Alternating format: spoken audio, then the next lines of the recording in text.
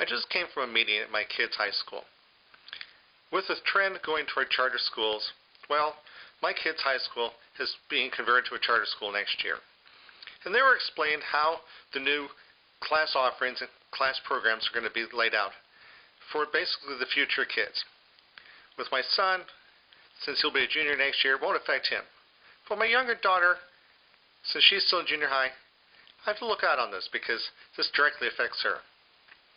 What they're planning on doing is looking at a kind of an academy type of organization where, depending upon the kids' interests, they then get put into different types of programs. Well, they are going to be offering a whole bunch of programs either at the school or, more importantly, at one of the local community colleges.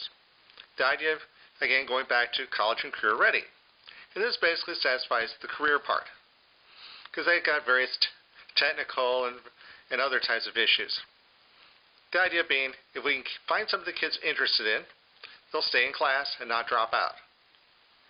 But as I was looking over the offerings, I came upon a horrible realization. There are a lot of things that are being left out. For example, what about your college readiness? Yes, they said they're not dropping any of the traditional, college prep courses, which is most likely true.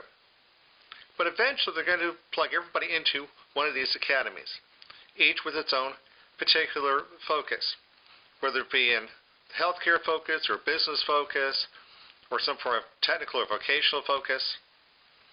No focus specifically for the college-bound student. Even within that, there are some areas which are left out.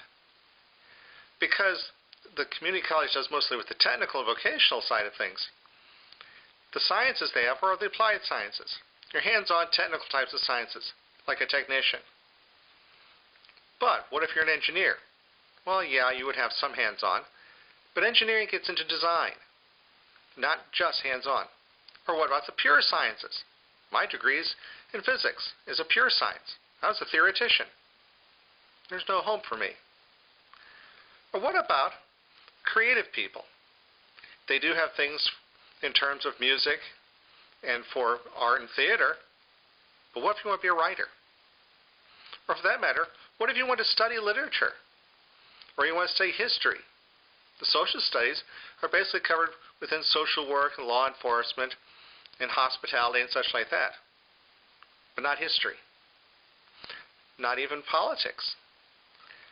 Or anything associated with how this country, how this society actually works.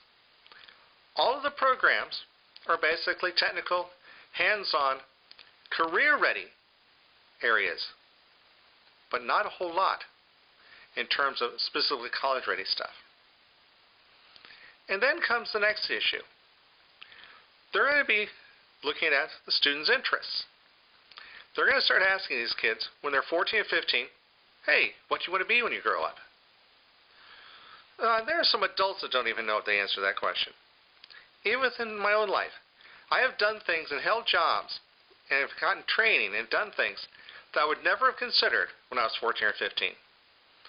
When I was 14 or 15, I never thought about being a teacher. Never thought about learning to drive a truck. For that matter, even be a blackjack dealer. But yet I've done all those things. But I never would have considered those things. And each of those three areas required different skills. If I had to pick when I was 14 or 15 what I wanted to be when I grew up, and those three are not there, I would not have had the skills to be ready for those things. I would have had to acquire them much later, and unfortunately at my own expense.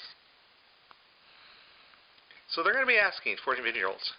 And of course, I, in that meeting, asked the question, what about raw numbers? What if you have too many of one area and not enough in another area and such like that? And their response was, as I suspected, well, the kids are going to be given three options. What a wonderful piece of social engineering that they're coming up with. You see, if there are too many in option A, we can always shift some into option B. And who makes that decision on who goes to A, who goes to B? We, the adults, do. Nice piece of social engineering. Of course, then again, this whole setup is social engineering. To basically train up the betas and the gammas. But leave your alphas, high and dry. The deltas and the epsilons, they don't have to worry about that because they have their own individual programs to deal with. Now, this whole brave new world is being created through this system and through the new charter operation.